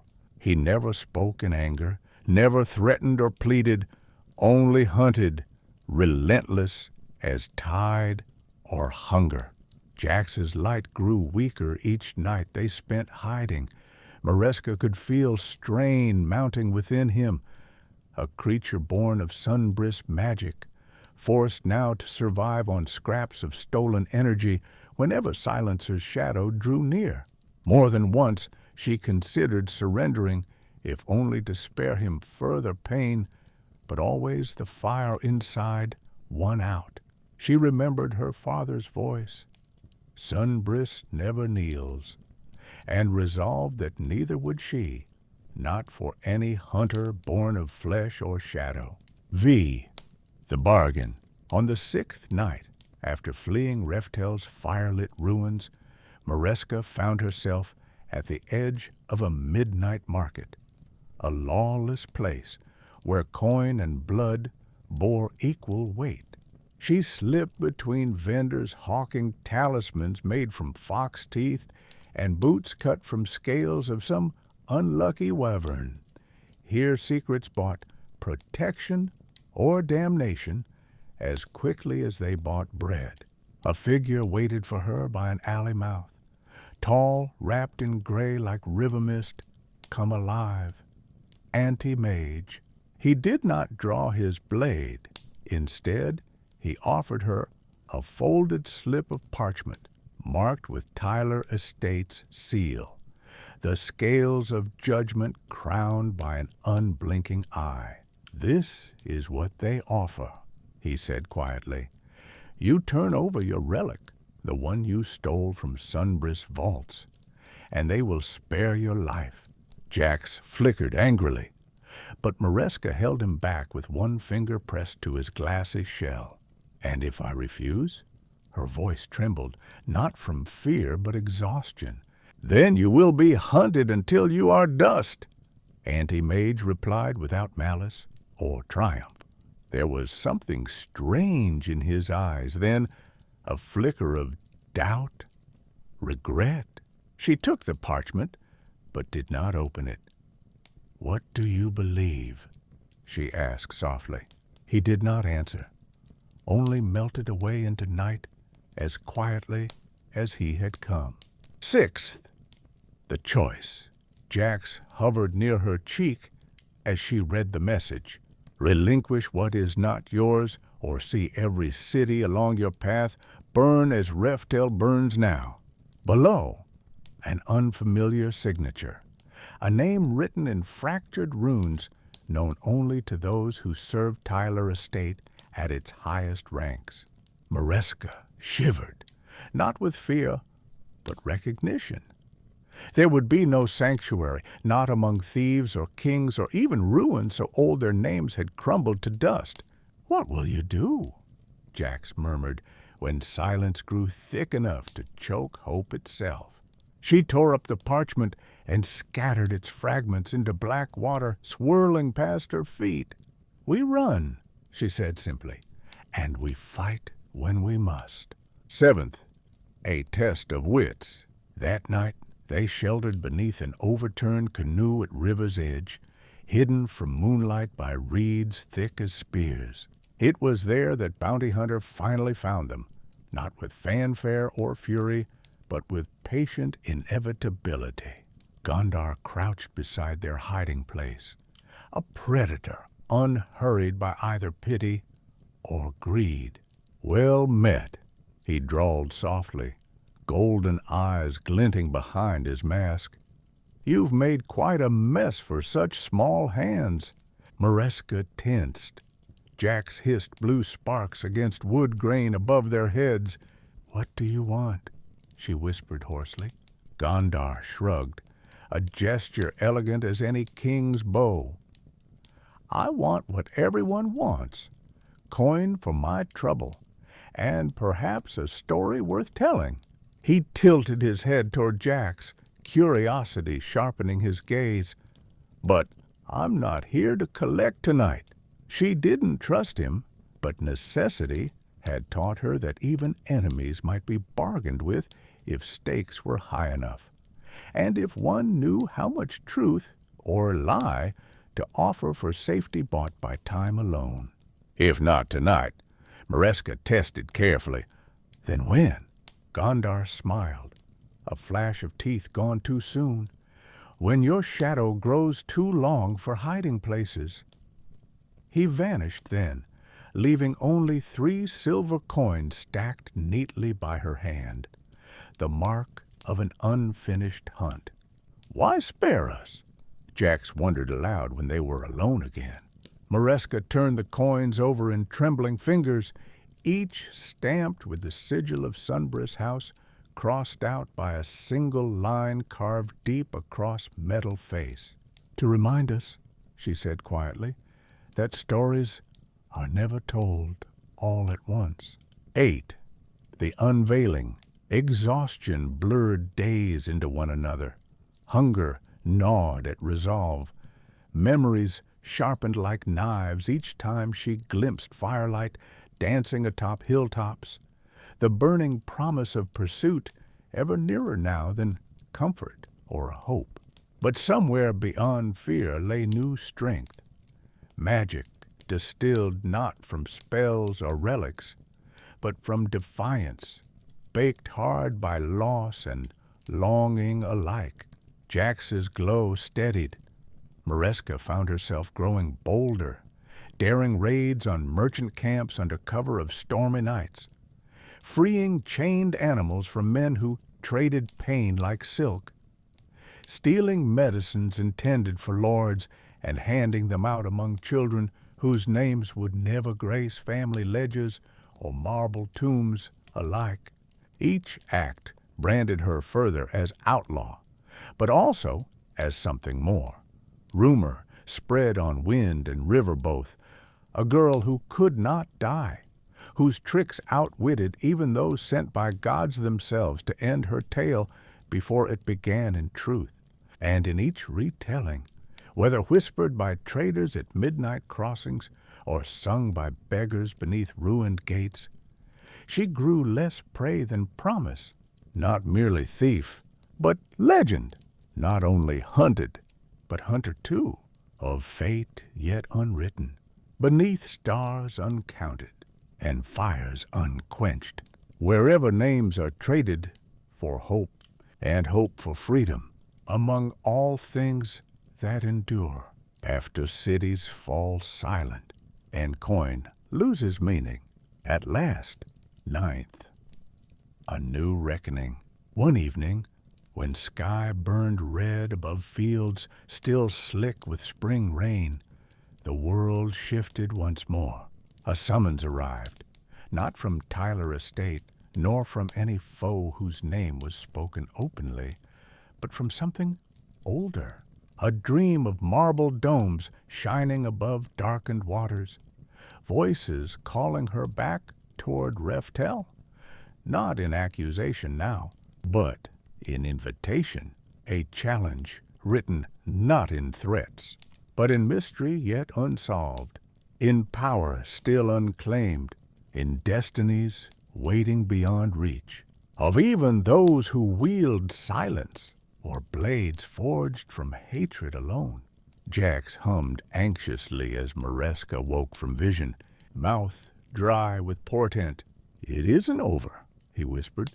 "No," Maresca agreed, and stole out into dawn, shadow sharper than any knife, flame burning brighter than ever before, an exile forging path anew, each footstep daring fate itself to try once more. For what coin and cruelty and kings alone could never buy? Freedom, name, and legend's dawn. At river's edge, where every chase begins and every ending waits. Patient, hungry, and still unfinished, even as new shadows gather to test if Sunbra's hope truly burns brighter than any hunter's blade or any silence born of hate ever could. Part 5. The Circle of Shadows. The Crossroads. At Myrogate, the rain had not stopped in 2 days. It fell in determined sheets, drumming on the warped shingles of the Myrogate Tavern, turning every alley and market square into a slick, glimmering maze. Lanterns threw gold and violet light through windows, fogged with the breath of 100 strangers, merchants, mercenaries, and the lost huddled together at battered tables, all faces washed pale by the storm. Maresca entered with Jax nestled under her collar, his bioluminescence dim to the faintest blue. She shook raindrops from her cloak, eyes scanning for threats as habitually as breathing. But here, even the most dangerous people kept their daggers sheathed, out of respect for the house rules, or perhaps out of respect for the man who enforced them. It was Meepo, the Meepo, grinning beneath a battered cap, who waved her over to a corner booth where a game of cards had long since given way to quiet conversation and nervous laughter. "You're late," he squeaked, but his smile was warm. "Thought maybe you'd gotten snatched by mud goblins or worse. Tax collectors." Maresca sat, careful to keep her back to the wall. "Just weather," she replied, but both knew that was only half the truth. The bounty on her head grew daily. Every shadow felt longer than it should. Myrogate was a crossroads of goods, gossip, and more secret things besides. Here, Maresca was not outlaw nor heir, but something else, a rumor learning how to breathe. "So," Meepo's voice dropped, "you ready to meet him?" Second, the arrival of Larlin Lassagne. Larlin Lassagne entered unannounced, yet every head turned. Even those who claimed never to hear the name Jasper Circle straightened in their seats when he passed. He moved with practiced ease, a man accustomed to being watched and feared. His hair was silvered at the temples. His robes were cut from indigo silk, so dark they seemed to swallow the candlelight. At his hip hung a blade shaped like an elongated whisper. He did not sit until the tavern keeper herself presented him with a cup of black tea. Then he folded into the booth beside Meepo, as if he'd always belonged there. "Maresca Sunbris," he said, voice low and precise. "Daughter of Halorn, escaped traitor, or so your father claims." She met his gaze steadily. "My father lies as often as he breathes." Lassagne's smile was thin and knowing. "We all do, but some lies taste sweeter than others." He studied her. No hurry, no hostility, simply interest, as one might give a puzzle box or rare artifact. Meepo squirmed under his attention, but Maresca held firm. Your talents are wasted on petty theft and charity, Lasane continued. Jasper's circle is always seeking innovation and obedience, Mareska countered. He nodded, conceding the point. We offer purpose, he said softly. A cause greater than your vendetta, greater than any house or city. We shape history from beneath its skin. Jax stirred, a flicker of warning in Mareska's ear. She considered her response carefully. Power like Lasane's did not tolerate flippancy. I shape my own story, she replied at last. I've seen what men do in the name of causes. For a moment, silence pooled around them, broken only by rain, drumming on the roof. Meepo coughed awkwardly. She's got her own reasons for what she does, boss. Lasane only smiled again. Perhaps that is why you interest us. The third offer. That night, after Lasane departed into the rain, shadow sliding into shadow, Meepo lingered behind, fiddling nervously with his cards. You know, he said after a long silence, the circle's got resources you wouldn't believe. Codices from before even Keeper of the Light could recite 'em all. Secrets traded in coin rarer than gold or even blood. Mareska leaned forward. And what price do they ask? Meepo hesitated. Sometimes they want your skills for a job or 3. Other times, they want everything else. His voice faltered. I was born in a hole under ironwood roots, you know. Circle found me before I starved. They gave me options. He spat the word like it tasted wrong. Jax bobbed uncertainly above the table, casting tiny blue glimmers onto stained wood. You owe them? Mareska asked quietly. Maybe I do, Meepo replied after a moment. But I owe myself more. He snorted. You ever meet Ricky? He's in deeper than any of us could dig, and you should see how he looks at Lasane when he thinks nobody's watching. Mareska stored this away for later meditation. That night, she dreamt of rapiers made from regret and coins minted from memory. Fourth, shadows within shadows. The next week passed in a haze of intrigue and close escapes. The Jasper Circle did not press their offer openly at first. No messengers at dawn, nor poison in her wine. But Lasane's presence clung to Mirrorgate like mist. Silent invitations slipped under doors. Coded notes tucked inside loaves of bread. Glances exchanged across firelit rooms where assassins pretended at normalcy. Mareska learned to recognize their marks. A stylized eye scratched onto thresholds, knives left blade up on windowsills. She watched as would-be informants were bundled away at dusk, whispering names that sometimes sounded like hers. It was Meepo who guided her through these dangers best, a master of holes, both literal and metaphorical. Rule 1, he muttered as they crept through the back passages of Mirrorgate one night. Never trust anyone who smiles too wide in this business.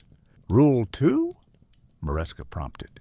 He grinned, just wide enough to make his point, then ducked through a hidden door into darkness. V, the night market bargain. It was during an especially restless evening that Mareska crossed paths with Ricky himself, the infamous assassin whose steps were rumored to be lighter than secrets and twice as deadly. The night market shimmered beneath endless strings of lanterns, opals and sapphires, traded for fang and feather, curses whispered over ancient scrolls, laughter edged with hunger and hope alike. Ricky appeared at her elbow as if conjured from air, a flicker of movement felt rather than seen. You're making waves, he said without preamble. His voice was velvet over steel. I try to avoid tides, Mareska replied dryly. He regarded her with unreadable eyes, pupils slit like a cat's, and toyed with a throwing knife as though it were merely another trinket for barter. "Lasane won't take refusal kindly forever," Ricky murmured. "Jasper Circle has ways of ensuring loyalty." "I'm not interested in being owned," she said flatly. A glimmer of something, respect perhaps, passed through his gaze. "Neither am I," Ricky replied quietly. Then he vanished, leaving behind only a faint scent of lotus and a razor-thin shard of advice. Watch your shadows more closely than your enemies. Sixth, a friendship forged in peril.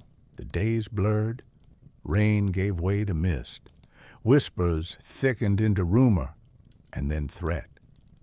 Maresca found solace less in solitude than in Meepo's company. His laughter, quicksilver bright, even when his hands trembled after close calls with circle enforcers. They shared stolen bread and stories beside guttering lamps, traded warnings about familiar faces turned unfamiliar by greed or fear, mapped escape routes through sewers that stank of brine and old magic. One night, the wind howling like wolves outside their bolt hole, Meepo admitted in a rare moment of seriousness, "You're the only one I trust not to sell me out." Maresca smiled wanly. "Then we're both fools." Yet, when dawn broke and danger called again, they moved as one. Two misfits pulling each other forward through the tightening jaws of fate. The seventh test of allegiance. Inevitable as sunrise came Lasane's ultimatum. Not delivered by knife or poison, but by invitation.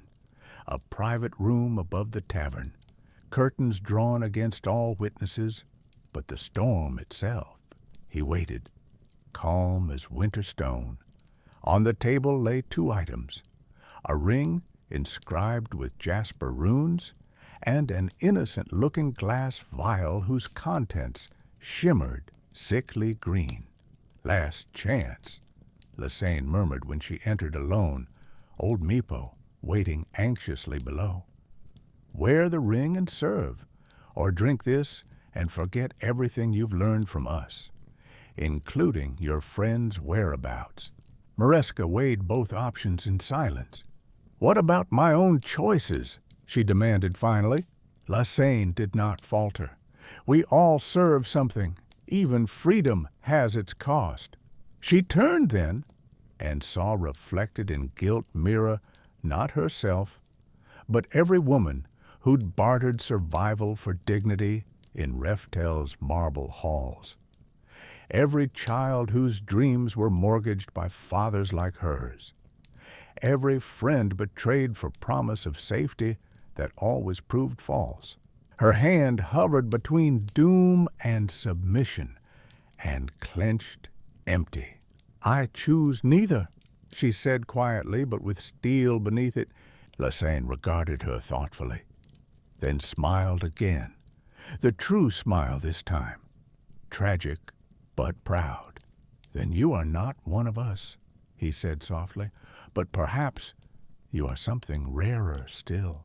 She left him there, ring untouched, vial unbroken, her legend grown another shade sharper and more dangerous. 8. The escape. She found Meepo waiting in shadows beside the back stairwell. Wordlessly, he pressed into her palm a scrap of parchment, a map out of Mirrorgate, stitched together from years of secret passageways and half-remembered bribes paid to guards now long dead or disgraced. "We're both burned here now," he rasped, voice trembling, not with fear but with something desperate and hopeful all at once. Jacks fluttered between them like a spark caught on wind. "They'll hunt us?" Maresca asked unnecessarily. Meepo grinned, teeth flashing wide in gloom. "Let 'em try." Together, they slipped from one shadow to another, never moving faster than need dictated, nor slower than wisdom allowed. Ducking jasper blades and crawling beneath curses meant for traitors far less clever than either of them pretended to be. Night yielded to pale dawn before Myragate faded behind them. One more city crossed off maps written in memory rather than ink. One more chapter ending before another began. Ninth bonds beyond blood. They camped on a hilltop overlooking fields sodden with dew. Meadowlarks rose singing from grass heavy with rainwater. Somewhere far below, Reftel's golden domes gleamed like false promises against new sky. Meepo built a fire while jacks flickered in lazy circles above their heads. Mareska watched both silently, thinking not of vengeance nor even survival, but of kinship forged not by blood, but by shared defiance in face of power that would see them broken or bent. "Why'd you really say no?" Meepo asked quietly, when coals glowed orange beneath morning sun. Mareska considered her answer and found it honest, because power without freedom is just another cage. Meepo nodded solemnly, then tossed a pebble toward Jax, who caught it mid-air with acrobatic glee. "Good," said Meepo at last, voice light again. "Means I picked the right fugitive to follow after all." They laughed then, genuine laughter ringing across empty fields as if daring gods themselves to silence it, and together turned their faces toward whatever roads awaited beyond the next horizon. Fugitives still, perhaps, but more themselves than ever before. Neither prey nor pawn, but legends learning how to choose, not just how to run, not just how to survive, but how to matter, even if only to each other, and to whatever stories still dared be told, beneath roofs unswept by fear, in cities yet unconquered, under skies still waiting for names worth remembering, and for hope which no circle could ever buy, or bind, or bury, so long as even one heart refused their ring. Part 6. The Veil of Iron and the Weeping Rose. The iron mist never truly lifted. Even at noon, when the sun should have burned cleansing holes through the sky, the land beneath that faded canopy crouched in perpetual twilight. The ground was silty, and the air was heavy with metallic tang, the taste of blood, rust, and secrets gone septic. No birds sang here. If any creatures moved, they crept in silence. Mareska's boots left shallow prints on the charcoal soil as she and Meepo threaded their way along an overgrown path. Jax, a wary glimmer, flitting at their heels. The path wound between colossal pipes half swallowed by earth and fungus, some still leaking vapor that sizzled against moss and bone. In the distance, squat towers rose, each encircled by chains and topped with cruel iron spires. A single bell tolled from somewhere unseen, its resonance both warning and lament. They'd come seeking sanctuary, information, perhaps a place to vanish for the night, but found themselves in the domain of the Iron Mist, a region spoken of in whispers among thieves and mercenaries, a place where rules bent and bodies broke in ways beyond the imagination of Reftel's softest nightmares. It was Meepo who first saw the shapes moving behind the fog, a procession of hunched figures in rag-wrapped uniforms, faces hidden by masks fashioned from hammered tin and glass shards. They marched with mechanical precision, dragging with them carts covered in tarps that shifted as if something within still struggled. "Experimentation zone," Meepo mouthed. Even his voice, usually chipper, was hushed with awe and disgust. Mareska watched as the procession entered a vast stone structure whose arches were lined with runes, glowing an ugly chartreuse. This was no city or even village, more a warren for the broken and damned, ruled by alchemists and jailers whose names were forgotten on purpose. They slipped after the procession, keeping to blind angles and shadowed alcoves, slick with oil. The interior was worse than the outside. Corridors thick with chemical smoke, every surface etched with sigils of containment or pain. Through barred windows, they glimpsed things. Humans with glass eyes that flickered with stormlight, ogres shackled to vats that leaked colorless flame, one cell containing a child whose skin had become translucent, veins pulsing with slow, crawling mercury. Jax hovered close to Mareska's ear, his light dimmed to a sullen blue. "We should leave," he whispered. "No legend grows here, only monsters." But Mareska pressed onward. Something deeper than curiosity, rage, or perhaps responsibility propelled her.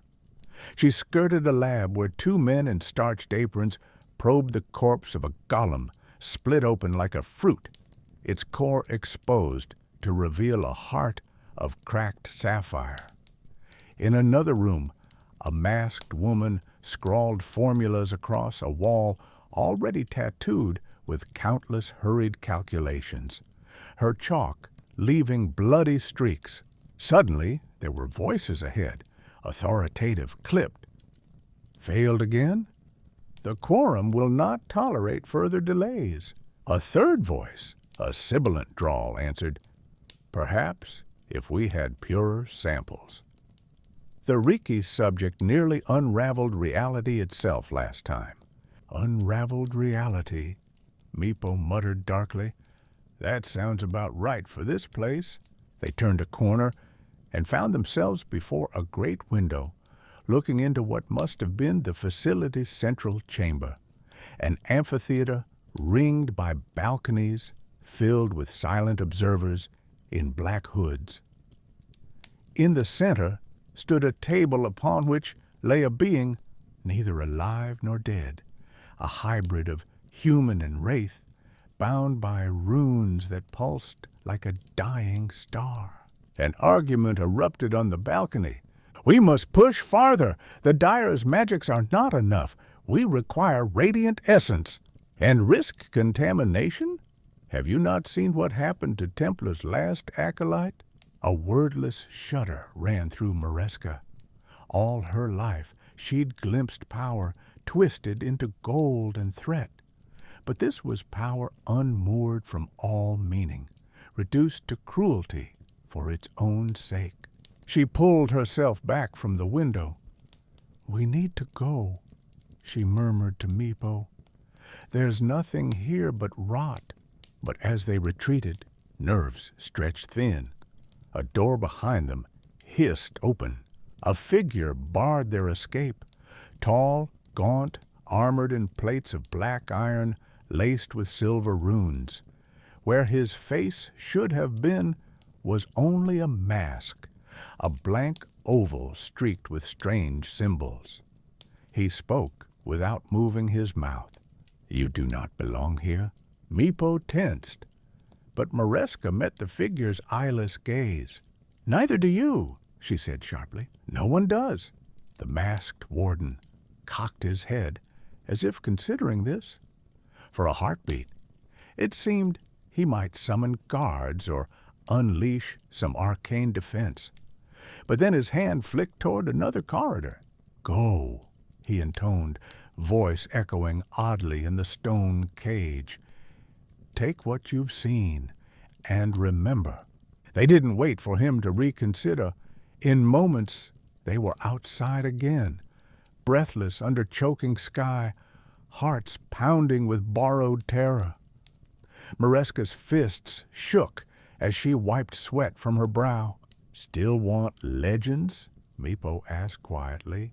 Now more than ever, she replied.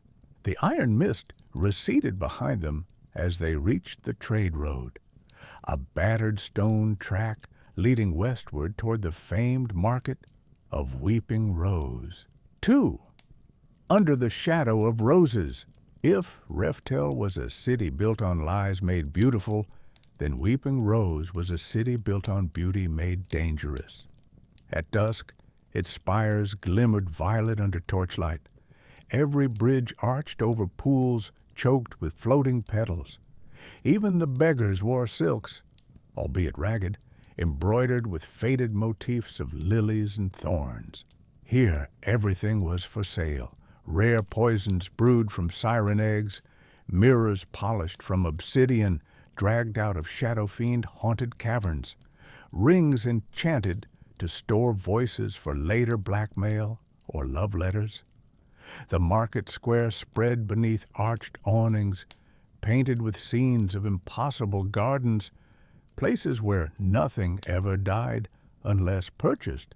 As Maresca slunk through these crowds, cloak drawn close, Jax hidden beneath her collar, she felt eyes upon her at every turn. Some belonged to pickpockets or would-be rivals. Others burned with recognition or fear. News of Mirigate's fire had already raced ahead of her, it seemed. Meepo split away to gather information. I've got contacts here who don't ask questions unless you want answers you never wanted in the first place. Leaving Maresca alone amid the perfumed chaos. She let herself drift from stall to stall, fingers brushing gilded cages of fireflies bred for assassination. They explode on command, eavesdropping on gossip between masked courtesans and hunched traders from Yamaruskaf, watching as a young girl bartered away her shadow for a promise of beauty that would last only until midnight. At last, she found herself before an ornate tent shaped like a blooming rose, the Rose Vault, famed among thieves and merchants alike as impregnable. Only the quorum may enter, barked a guard whose helm resembled a snake coiled around his brow. Quorum, the true rulers here, not kings or governors, but a secretive council whose reach spanned all trade east of Stonehall. Maresca smiled sweetly and retreated for now. She spent that evening in an inn called the Petal's Edge, walls festooned with dried roses and velvet tapestries hiding secret panels. She drank bitter wine and listened to rumors of Kunka's navy scuttled near the reefs, of Tidehunter raising entire docks in search of lost tribute, of mysterious thefts, a bronze bull stolen from under 3 kings' noses, and assassins dying strangely in their beds, their last breaths scented with lavender. Meepo returned at moonrise, covered in grime but triumphant. Rose Vault's getting ready for something big, he whispered, sliding onto the bench beside her. Some high-value artifacts coming in soon under Quorum's watch. He produced a hastily sketched map, a series of tunnels and service doors beneath the Rose Vault, routes known only to those willing to risk being disappeared by Quorum's agents. And this? Maresca asked, tapping one passage marked with a star. That's how they move goods without anyone noticing. Meepo grinned slyly. Not even their own guards know all the ways in. Jax chimed from above them. It's never impregnable if it has doors. Maresca leaned back, mind whirring with possibilities and dangers. They'll be watching for thieves, she mused aloud. Then we won't be thieves, Meepo countered. We'll be customers who simply don't pay. They shared a crooked smile. 3. Knives among petals.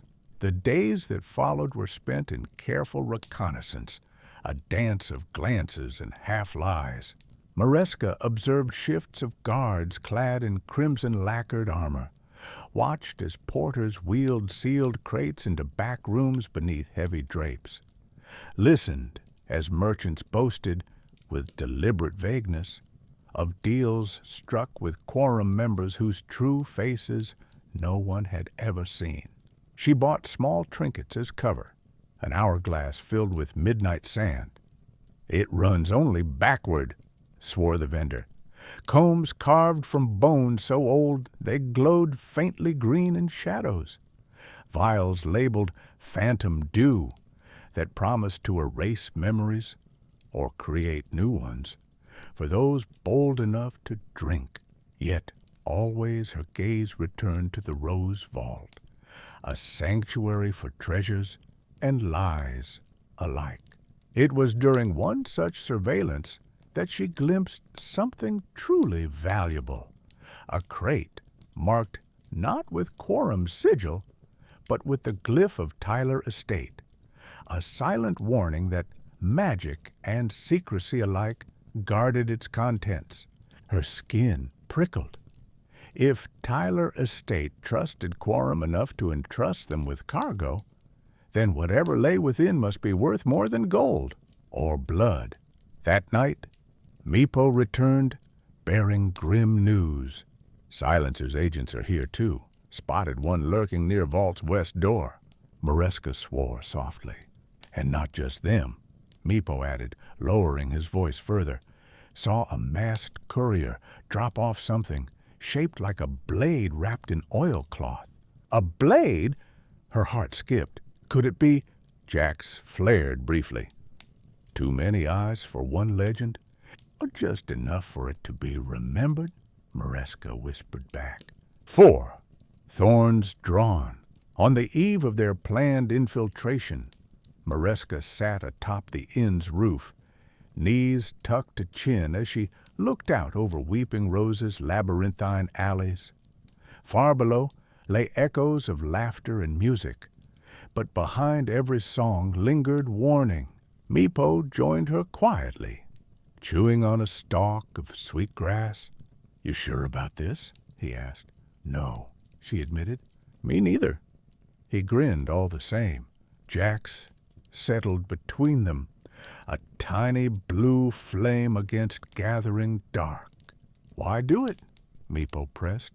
Mareska thought of Mirigate's horrors, of rooms where even hope was dissected for profit, of cages made not just by iron, but by cowardice. Because someone needs to remind them that secrets can bleed too, she said finally. Meepo nodded, and together they watched as thunderheads gathered over Weeping Rose, promising rain or ruin by dawn. V. The heist. The Rose Vault was perfection engineered by paranoia. Guards rotated thrice nightly according to schedules known only to quorum themselves. Magical wards shimmered along every lintel. Locks required keys forged from glass, spun on nights when both moons vanished from sight. But perfection always breeds pride, and pride always leaves cracks. Dressed as flower porters, their uniforms bribed off drunken laborers, Mareska and Meepo moved through service corridors beneath baskets heaped high with rose petals dyed indigo. Jax darted ahead, whispering warnings when danger drew near.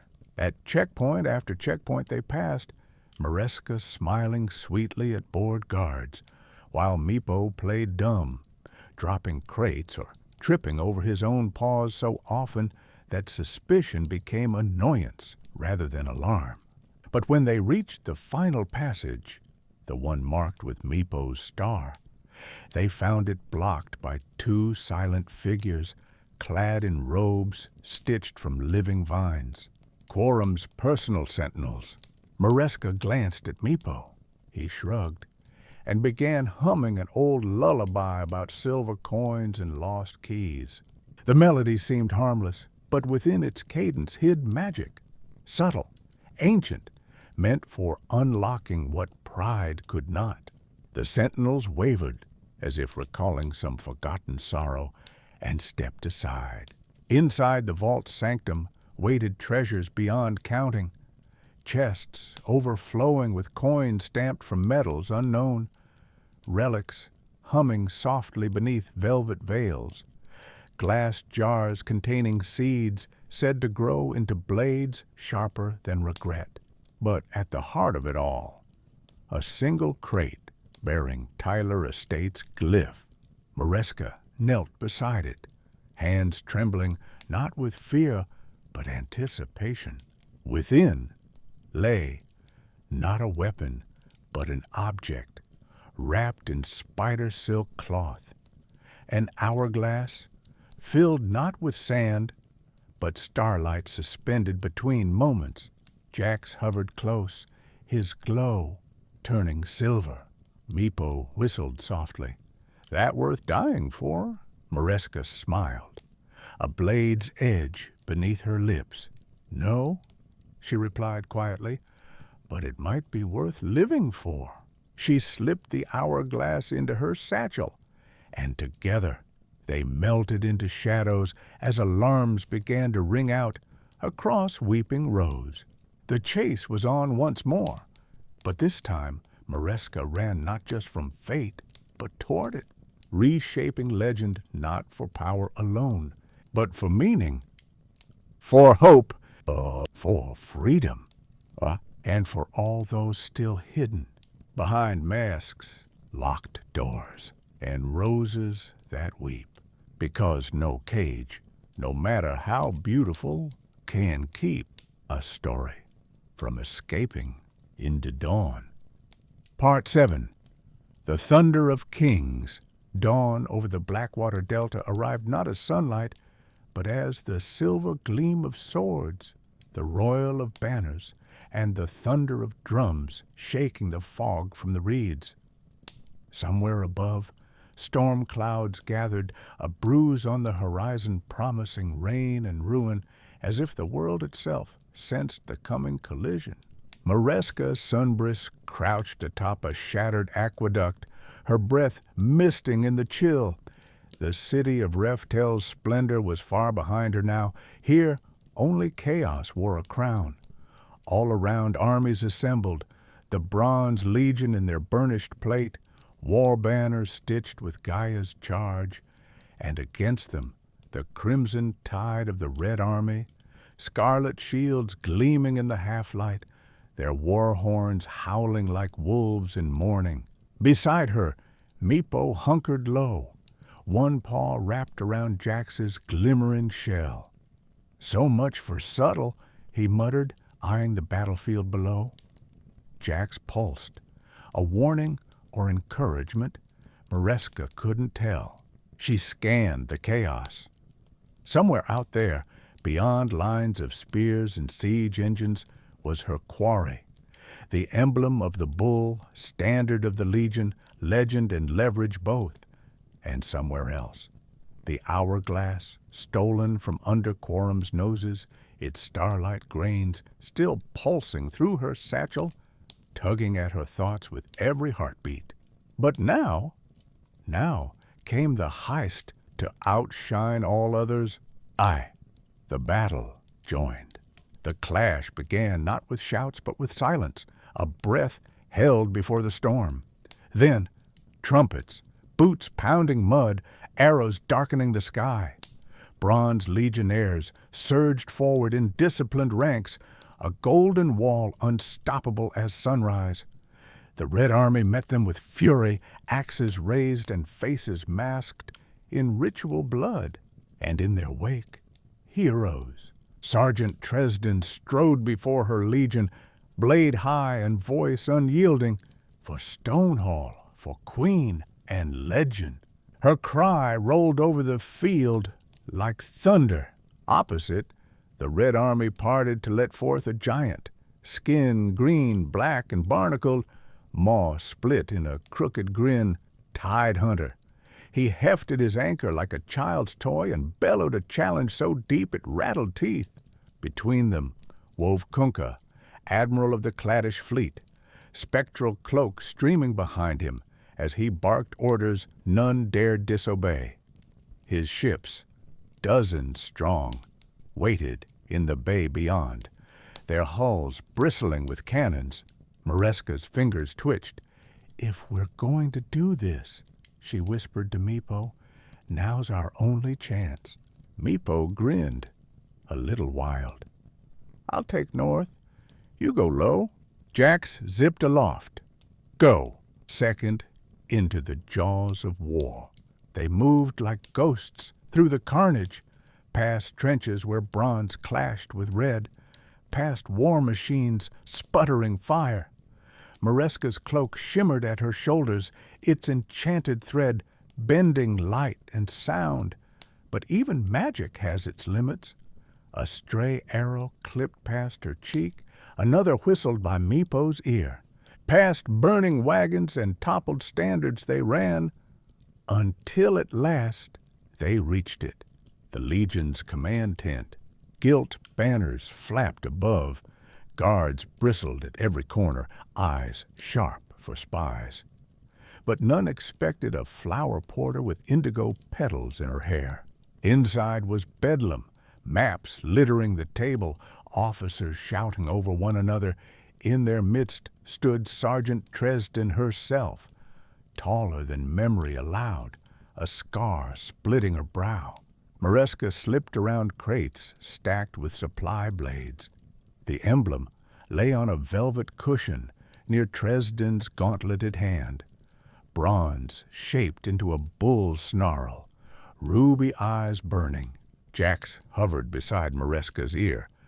Now, she drew a deep breath and sang, not words, but a shimmer of sound designed not to charm but to distract. Officers' heads turned. Even Tresden frowned.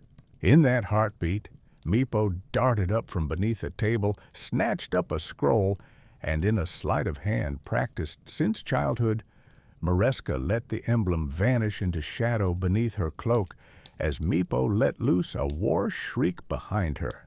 "Ambush!" The tent erupted into chaos, guards colliding with officers, Tresden roaring orders, and Mareska was gone into the fog again. Third Admiral of Ghosts. No time to breathe. Already alarms rang from camp to camp. The fleet waited in the bay, sails furled like wings at rest. With legionnaires distracted by the fray and Red Army saboteurs setting fire to supply lines, Mareska and Meepo slipped into the shallows under cover of darkness. Kunkka's flagship loomed above them, a mountain of blackwood and iron. Lanterns guttered along its railings. Spectral marines drifted on deck in patterns known only to sea wraiths. "They say he can smell gold," Meepo whispered. "They say he can smell lies," Mareska replied. A rope ladder dangled near the aft. They climbed hand over paw as cannonballs burst in distant thunder. On deck, silence but for wind and creak of timbers. And then, who trespasses? Kunkka's voice was like gravel ground beneath tides. He stood by the wheel, coat snapping in salt gusts. At his hip hung Tidebringer, a blade forged from lost storms. "I seek passage," Mareska said evenly, masking trembling with bravado. "A storm approaches," he laughed, a sound like anchor snapping free. "You bring it with you." From behind him rose his quartermaster, a woman ghost, pale and hollow-eyed, and spectral marines closed ranks. Meepo tensed. Jax shimmered blue over his paw. Mareska eyed Kunkka's belt. There, locked by runic clasp, hung another relic, the hourglass of void itself, opaque glass swirling with midnight and memory. A plan formed. She bowed low. "I offer coin for your hospitality." He considered, and as his gaze flicked to her satchel, where stolen starlight throbbed, she moved. A flick of wrist, mirror powder cast into lamplight, filled the air with phantom reflections. Marines howled at shadows that weren't there. Meepo darted beneath Kunka's legs as Jax blinked from lantern to lantern, dazzling all eyes but Mareska's own. She seized the hourglass from Kunka's belt, and as she did, time stuttered. Kunka roared, drawing Tidebringer in a blur. Mareska dove aside. Steel sliced air where she'd knelt. She rolled beneath railings as water exploded up from below. Tidehunter rising from foam with jaws gaping wide. "Treasure thieves!" he bellowed and swung his anchor down. The deck shuddered, splinters flew. Meepo shrieked as he leapt for safety. Kunka cursed and called down the storm. "All hands! Ghost ship!" A spectral galleon tore through mist behind them, its keel cleaving reality itself. And Mareska ran for her life as spectral cannonballs screamed across deck. She leapt railings, fell into freezing water, surfaced gasping beside Meepo as Jax zipped frantically over their heads. Behind them, Kunka's fleet erupted in chaos, ghost galleons colliding with mortal ships, Tidehunter rampaging through decks, bronze and crimson banners burning together in salt spray and lightning. 4. The hourglass shattered. They staggered ashore through reeds blackened by battle fire, the emblem hidden beneath sodden cloaks. Void's hourglass clutched tight in Mareska's fist. But something was wrong. The hourglass pulled at her thoughts, as if time itself had noticed its theft and meant to punish her for hubris. Meepo collapsed into mud, panting. "Next time you want an adventure," he wheezed, "remind me to stay home." Jax flickered gold, worried. Mareska turned the hourglass between her hands. Starlight swirled inside. Beautiful, yes, but dangerous as all things untamed. She remembered Marigate's laboratories, the price paid for power unearned. Gently, she wrapped it away, but not before feeling something brush against her mind, a voice old as twilight. "Return what is stolen, or drown in your own shadow." Thunder rolled overhead. Rain began to fall in sheets. V hunted. They did not rest long. From all sides now came pursuit. Bronze Legion outriders astride great elk. Red Army scouts prowling through bogs. Ghosts from Kunka's ruined fleet drifting inland like fog made flesh. And behind it all, the shadow of Void himself, yawning wider with every heartbeat. On a road pitted by war wagons, they were nearly caught. Tresden herself at their heels, sword drawn and face grim as Judgment Day. "You think you can steal hope from my legion?" she spat as they barreled down upon them. Mareska whirled, emblem flashing from beneath her cloak, and met Tresden's gaze without flinching.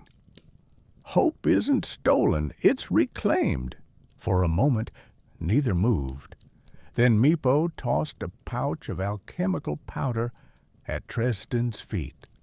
A blossom of smoke erupted between them. By the time it cleared, Mareska was gone. But now there were more hunters than ever. Tidehunter, lumbering through shallows, with anchor dragging up mud. Kunka, limping from shipwreck to shipwreck, swearing vengeance. Even Pudge, drawn by rumors of heartless thieves on blood-stained fields, and somewhere above them all, the pulse of Void's ire growing stronger with every theft committed in his name. 6th, the eye of the storm, night, found them huddled beneath an overturned wagon wheel on a bluff overlooking what remained of Kunka's fleet. Hulls cracked open like eggshells, spectral fires burning blue on drowned decks. Mareska watched as shadow shapes circled below, the enemy closing in from every direction, and felt temptation gnaw at her resolve. With these relics, the emblem, the hourglass, she could buy any future she chose. Or she could disappear forever into legend, a whisper that stole from kings and outpaced even fate itself. But Meepo shook his head when she voiced it aloud. "You're not running any more," he said quietly, not accusing but sad. "Not just running." Jax nestled close to Mareska's neck, a gentle warmth amid all this cold. She looked at her companions and remembered why she had begun this mad journey, not for gold or glory, but for meaning, for those still caged by beautiful lies and gilded doors, for herself, most of all. From below came another howl, the hunting cry of Pudge echoing through broken masts, and far above on a ridge stood a figure wrapped in impossible darkness. Tall, eyes empty, save for swirling stars. Void himself had come to reclaim what was his. Seventh dance with the Void. There was no escape now, the circle tightening, fate held taut between choices made and debts unpaid. Mareska rose, relics heavy against her skin, and met Void's gaze across the battlefield ruined by ambition and pride. Time seemed to pause, rain hanging motionless around them as if afraid to fall upon ground so cursed. "You would steal eternity?" Void asked, not angry so much as curious. "No," she answered softly, but with iron beneath velvet words. "But I will not let your eternity steal us." Void extended one hand. Starlight bled from his palm, a wound torn through night itself. Meepo pressed close beside her. Jax glowed silver bright between them both, and together they ran, not away, but directly into Void's shadow. Into battle, not just against kings and monsters, but against destiny itself, where every moment stolen or reclaimed echoed louder than thunder, brighter than lightning, sharper than any blade ever forged, by hand or by God. For legend now hunted, legend as armies burned and tides broke and time itself staggered before three thieves, bold enough to gamble everything for hope, for meaning, for freedom, and for a dawn yet unwritten, beyond even the gods' imagining, in which no cage could hold her story any longer. Part 8. Sapphire Pacts. The storm's eye had passed, but in its wake the world seemed changed. Edges sharpened by thunder, souls stripped bare beneath cold, uncanny light. Mareska felt it most in her heart, which beat now to a rhythm not of fear, but of purpose. The relics hung heavy in her satchel, the bull's emblem, the hourglass of Void. Spoils taken not for wealth, nor even for vengeance, but for the promise of something greater. Perhaps it was hope. Perhaps it was just madness. She had not slept in 2 nights. Beneath a sky bruised with the coming dawn, she climbed the last crumbling steps to the frosted spire.